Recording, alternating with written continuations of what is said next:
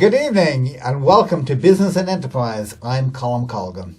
Now you're watching this program on a web-based TV channel, which is one of the most modern way of getting news and information out there. One of the older methods of getting news and information out there is by local newspapers. And we're joined this evening by the editor of the Anglo Celt, Linda O'Reilly. Linda, you're very welcome to Business and Enterprise and thank you for your time. Now, before we start about newspapers in general and Anglo Celt specifically, you might tell me a little bit about Linda O'Reilly. Certainly, yes. I'm from Edgeworthstown in County Longford originally. I would have been living in Mulhorn in County Cavan for, about 8 years now. So we have, myself and my husband Damien have 3 children and they're all well and truly Mulhornians. So I'd say we're semi-adopted into the local community at this stage. I've been involved in journalism pretty much all of my adult life, certainly, even into my early teens, always been interested in it. I did a degree in journalism in DCU, and when I completed that degree, during which time I would have done very stints of work experience with radio stations, local newspapers, etc. I freelanced for 18 months, 2 years, would have done a lot of work for organisations like the Sunday Business Post and IRN and INN, which would have been the independent news provider and ad provider for radio stations at the time, and lots of national and regional newspapers. I would have moved back down home then around 2002 to the Longford area, at which time I joined the Westmeath Examiner newspaper, which is one of our sister titles in Celtic Media Group, sister paper of the Anglo Celt. And I worked there for a couple of years before doing a stint in Northern Sound, before going back to the Westmeath Examiner. So you've done everything and anything? Well, pretty much, certainly in the media. How did you become editor of the Anglo Celt? Well, as were I mentioned, you a news reporter there first, or were you headhunted? I don't know if headhunted is exactly right. But did they go looking for you? Well, yes, in a manner of speaking. As I mentioned earlier, the Westmeath Examiner and the Anglo Celt will be sister papers, and the company I was working for was aware that I was living in County Cavan at the time, and they knew that they would in the next year or two need a new editor of the Anglo Celt. So I would have joined the Anglo Celt in February 2008 as news editor, and been mentored by Johnny O'Hanlon, who was the previous managing editor of the Anglo Celt. And I would have taken up the role as editor when Johnny retired in January 2009. So I've been editor there since January 2009. So you're editor. What is an editor? Is it the title that you give the boss in the newspapers, or has it a more specific role than just being boss? Well, traditionally, being the editor would have meant sitting up in the big office and talking to all the important people who came by, whether it be about news or advertising, and delegating. It's like the parish priest. I don't know about that, but delegating a lot, certainly, and being more involved, I suppose, in the management end of the newspaper, while keeping an eye, obviously, in terms of what was going into the paper from an editorial point of view. But nowadays, I would see the role of a modern editor, instead of sitting above everybody, you actually sit below everybody else, and you're like the net underneath that catches all the bits that fall between the cracks or fall out. So oftentimes I'd be doing a lot of the non-glamorous work, like subbing the local news that would come in, be it from... And subbing, what does that mean? Subbing means going through items that people would submit for publication. News from the Mulhorn area, from Bailey, Turbot, wherever it may be. And just putting a shape on those and a style. Now, would you do that if no one else was available and it landed and had to be done, or is there not kind of is editor that unglamorous? Has things changed that much? That's what you do, and we certainly muck in. We absolutely muck in. Of course, you would lead the editorial meetings, and that would involve delegating markings to people, which would be who's covering court today, who's covering the town council meeting, etc., etc. I would do all the photo markings, the photo diary, book all the photographers, see what we need covered from a photographic point of view. I would host the editorial meetings, as I said, and see who was working on what or what needed to be done. So 50% of that would be hearing what journalists are working on, because every good journalist is able to source their own stories, and the other 50% would be assigning everything else that needs doing, kind of filling in the gaps, so to speak. And all of those stories, when they're written by our journalists, will be filed to me. So It's a combination of taking those, subbing them for house style, that the style of the writing is consistent throughout the paper, making sure there's nothing in there that could potentially get us sued. If there's a stronger angle in the story, maybe identifying that and making the story stronger, and deciding literally what page that story is going to go on, whether it's going to be the main story on the page, whether it's going to be the second in a nutshell, you have a lot to do. Yeah, so you do a lot of, yes, you are organising and you are overseeing, certainly, but for a lot of the time you are also, as I said, at the bottom catching all the bits that fall out. And is there an assistant editor to help you? Oh, Well, we have is a that deputy to do editor. everything? He's very good. Oh, and deputy, sorry, I should have said deputy. in fairness to him, he would take care of a lot of the local news and stuff like that most of the time. Though we all tend to muck in and help each other, and he's very good. So we're very lucky to have him. That's Damien McCarney, and he's the assistant editor there. So yeah, everybody mucks in. As I said, we're one big happy family down there, and an editor has to be in a newsroom. They can no longer be up in an office at the top of the building. They have to be in a newsroom, know what's going on, hear what's going on, interact with their news team, and we would all help each other out on stories in terms of ideas for angles, contacts, maybe some suggestions in terms of the direction the story is taken, that sort of thing.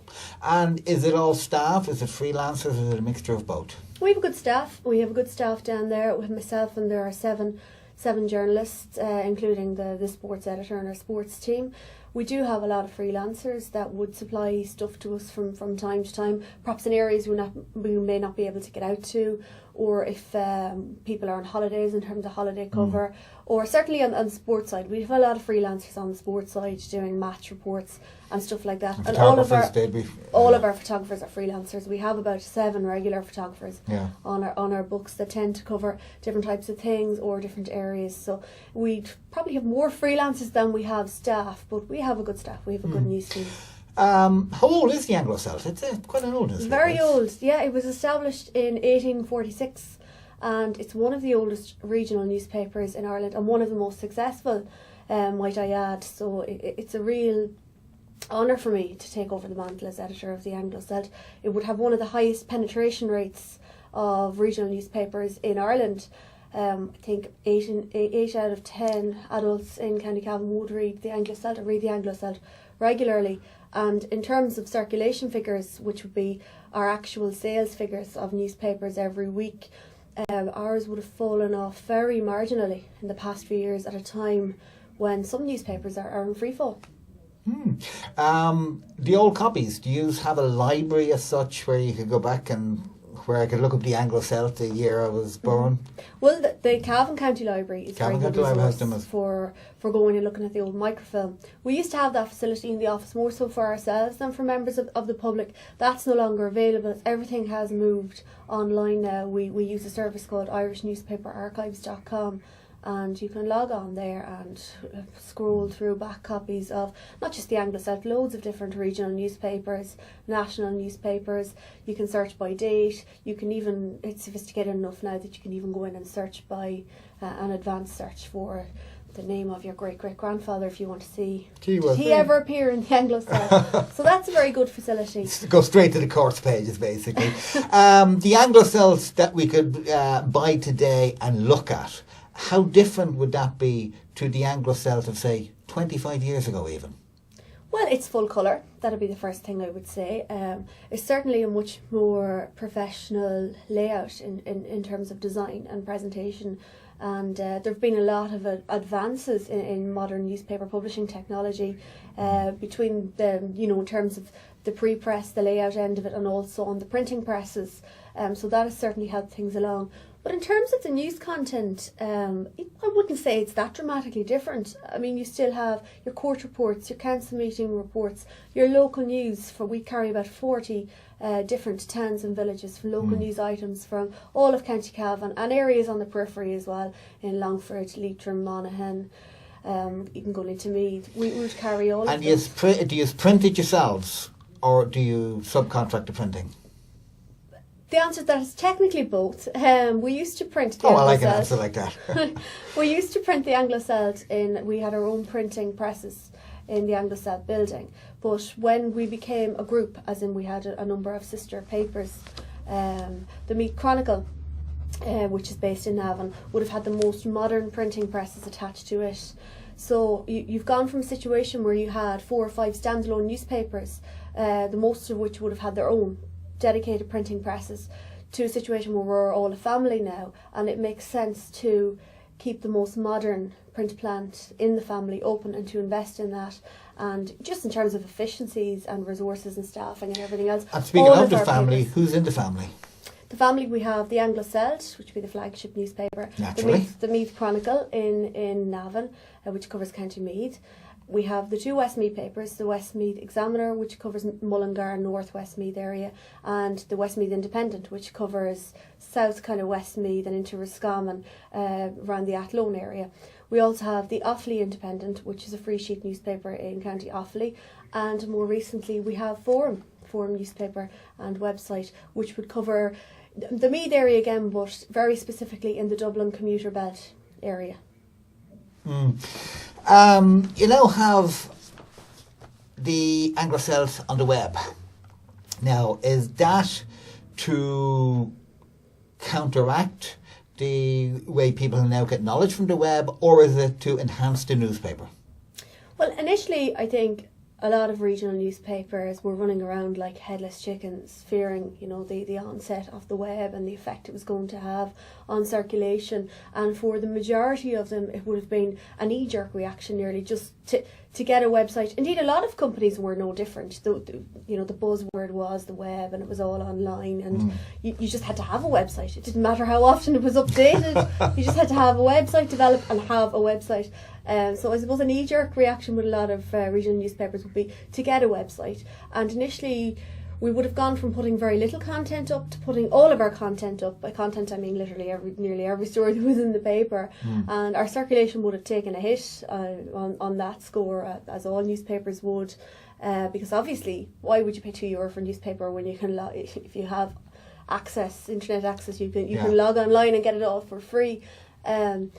To then scaling back again what we were putting up online. But in the past 2 years, Celtic Media Group, which is our wider family of newspapers, including the Anglo Celt, all of the editors and managers and ad managers would have come together and sat down and really put a lot of thought into this, and we have developed a group digital strategy, and we're now embracing the web. We see it as a positive thing. We don't see it as a threat. We're not putting stories up on our website that are in the paper anymore. It's very much a complementary medium for us. What about breaking news? The fact that it's a weekly newspaper, it comes out on a Wednesday.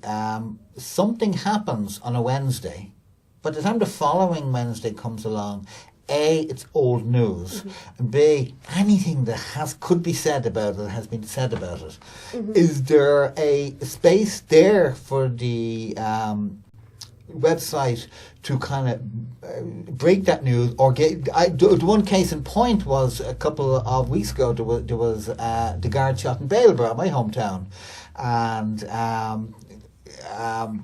the first fella that we, first place that we went to was the Anglo Celt website, because we'd heard the news, guard shot in Baleborough. So needless to say, that's all it said. So, sorry, former guard, I should say. Although I think the guard is a bit like the mafia, once a guard, always a guard. Is that an avenue to go down, so you can have local news breaking? And in the same way that we all kind of listen to the news, but would buy an evening paper or certainly a Sunday paper, where in the news you'll get the headlines, but you can go right down to the details in the paper. No, that's exactly it, Colm. That's exactly it. And we've been doing that for a long time. And actually the past couple of weeks are a very good example of it. The horse meat scandal, for example, broke on Tuesday evening, about 2 hours after we had gone to print. A good meaty story. Sorry for the pun. Pardon the pun. So I would say previously, where we didn't have a good internet facility there, we would have been stung by that, in that our paper the next day in the shops was dead. That's all anybody was talking about. Did you hear about the horse burgers or the horse meat? But no, we had our website there. We had that story up that evening. We had that story up straight away, and the website allows us to do that, because you have kind of slow moving news and fast moving news, and people are not going to wait for a week anymore for the story. I mean, in the old days there was no internet, there was even no local radio until the late 70s, early 80s. Yeah. It was the local newspaper, and you could wait for that, and you may pick up bits and pieces of information during the week, but you waited till the following week. But like you say, in terms of what we put in the paper then the following Wednesday, not necessarily everything has been said about it. There's always analysis to be done. There's always a more local angle, a more local spokesperson. There's always the people locally who are affected on the ground, and the Anglo Celt is increasingly trying to go to the heart of the story. Of course, politicians and public representatives and public servants are all very important, but we want to know what real people on the ground think about things, how decisions that are made at local government are affecting them and affecting their lives. We want to hear their stories. We also want to hear about their successes, be it on the sporting field or elsewhere. And we want to carry their pictures, and we want to carry their stories, because people are interested in people. Now, in a way, we've agreed that the web has affected story, but you brought something up there. Maybe that has affected as well. The actual local radio, did that affect? No, we wouldn't see local radio as a threat, and I believe that vice versa, they wouldn't see us as a threat. In fact, we would have very good working relationship with Northern Sound Radio, which is the local radio station in this area, and a lot of their journalists on the ground. It's a bit like, I suppose, the old adage, video killed the radio star. Well, it didn't. You know, there is a niche in the market for all the different media, for your TV news, for your radio news, be that national radio or local radio, for your newspaper. I mean, you can't see photographs on the local radio, and you hear an interview on the local radio unless you have it recorded. It's gone. You know, I mean, people, I suppose, would have a habit of keeping cutouts from newspapers and having scrapbooks. And it's just it's a different media again. I think we complement each other. To the extent that one of the stations that we go out on, Cavan TV, has a great relationship with the Anglo Celt, and indeed with the Northern Celt. The Northern Celt, Northern Celt. I thought there's not a merger coming on. You could be onto something there, Colm. But I suppose one of the things that both radio and the internet has done has stopped the Anglo Celt, I suppose, going abroad. Because I remember, it wasn't the Anglo Celt, it actually was the Sunday Independent that my mother used to parcel up every Monday and post off to my uncle in England. And I assume the equivalent of that was done with the immigrants from Cavan to abroad, or does that still happen? Is there nothing like being in London? Well, maybe that's only Ryanair, but there's nothing like being in New York and coming across in Anglo Celt. Well, that's exactly it, and it's funny you should say that. I mean, just before I came here this morning to do the interview, one of the last telephone calls I took was from a gentleman in London who buys his Anglo Celt in a particular shop every week, and he was disappointed that for one reason or another it didn't appear this week. So I'm trying to get to the bottom of that for him. But I mean, there's nothing like being away from home to make you homesick, and you really want to read your local newspaper. And obviously, with the times that are in it, we're into our 5th, going on 6 years of recession now. We've seen huge emigration. You're now seeing another generation that is emigrating to America, Australia, England, Canada, wherever it might be. And they too want to see their local newspaper. And responding to that again, yes, they can get their traditional hard copy Anglo Celt if they so wish, either by subscription service or find the nearest provider. But we also, in the past year, would have launched our e-paper service, which allows people to log on to our website, click on our e-paper tab, and they can actually scroll page by page and read the Anglo Celt from their iPhone, from their tablet, from their computer, wherever in the world they may be, as long as they have internet access. And they can do that for the same price as buying their local newspaper in the local shop. And there are some people switching, even older readers, to the e-paper service because it's more cost effective for them, because they get it straight away on Wednesday, the same as people can get it in Easton's across the road here in Calvintown at the same time. So they no longer have to wait until maybe Friday for it to get there. And they no longer have to pay the extra charge that would be associated with getting it abroad, or those on a subscription service for the postage, etc. Yeah. Now, in the way that pirate radio was kind of a launching pad for some commercial DJs' careers, Is that the same with local radio? Local papers? Do you start on a local paper and then you can eventually move on to a national paper? And if so, has there been any famous reporters that started in the Anglo Celt? Well, there's certainly a lot of infamous reporters in the Anglo Celt. I know Sean McMahon, our roving reporter, is well known the county-wide and beyond, and respected indeed. Interestingly, the Anglo Celt has a very low staff turnover. When I came there were 4 gentlemen in the room, and none of them had been there any less than 25 years. Wow. And I think between the 4, they had over 100 years service to the Anglo Celt. Between them, this would have been the sports editor, the deputy editor, and 2 reporters. Now, since then, the sports editor, Eamon Gaffney, is retired. I think when he retired, he'd been with the Celt for 49 years. The deputy editor, Tom Curran, took early retirement, and he was there over 30 years. Took early retirement after 30 years. Yeah, I know. One would have argued we could have done with the break sooner, certainly. But we still have 2 reporters down there who have over 25 years experience each between them in the Anglo Celt. Sean McMahon, as I've mentioned, and Michael Cryan. And that experience in a newsroom and the amount of local knowledge and contacts and respect that they have, that is invaluable. So I mean, those guys have been there a long time, and we also have some new blood in the sports editor, Paul Fitzpatrick, myself as editor, Damien McCartney, who I've mentioned as assistant editor. Sinead Hogan is on maternity leave but due to come back shortly. And we have a new reporter there, a Belturbet man, Seamus Enright, who's making great strides in the world of journalism and writing some great stories in the past few months. He's been with us a year now, came to us on a job bridge scheme and has just been offered a permanent position. So people have enjoyed great success out of the Anglo Celt. The former managing editor, Johnny O'Hanlon, as I mentioned earlier, when he took his early retirement or resignation, whichever you want to call it, from his position in the Celt, he went on and he's now the director of the Regional Newspaper and Printers Association of Ireland. Fantastic. So and the lifeblood of anything in the media is advertising. Is it now more difficult to get advertising? A, because of the economic climate, and B, because there are a lot more outlets for advertising. Colm, we could sell 2 newspapers worth of advertising, especially in the height of a recession. There's no difficulty selling advertising. The difficulty is getting the money for the ads. And no matter what it is, advertising or anything else that you're selling, I think every business would have the same difficulty. Yeah. I would say that the Anglo Celt has a similar volume of advertising in it today that it had not far off the peak of the boom, but the differences, our yield on that would be far less. I mean, like any business in a recession, we had to reward our loyal advertisers, our loyal customers, businesses in the local area. We had to reduce our rates, we had to cut our costs, we had to become leaner, meaner, kind of more efficient, and we would have passed. Couldn't imagine you being meaner. I should see me on a Tuesday coming up to deadline.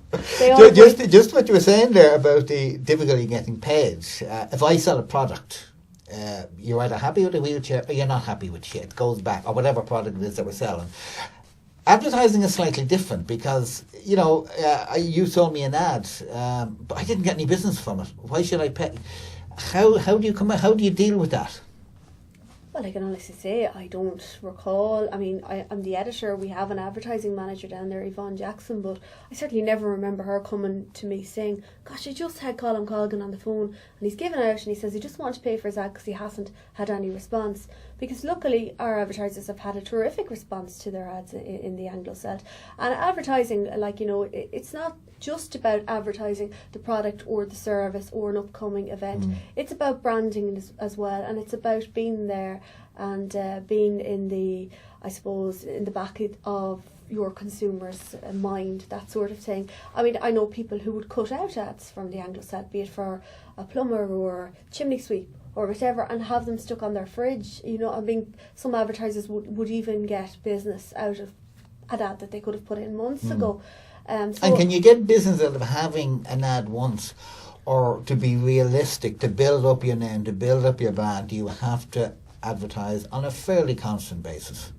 I think anecdotally we would find that consistency is a good thing. Now, that doesn't have to be every week. Not everybody can afford to take advertising every week. But obviously we are very competitive on campaigns for businesses. And I mean, you can have a small ad every week, or if you have something special coming up, you can have a big splash ad.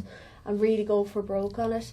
Or you could we do advertorials and ad features, if you're celebrating 60 years in business, and you could get a 2-page spread with an interview and lovely pictures, and lots of your clients and suppliers and people that you use would place support ads around that, and maybe get a spin-off from it as well.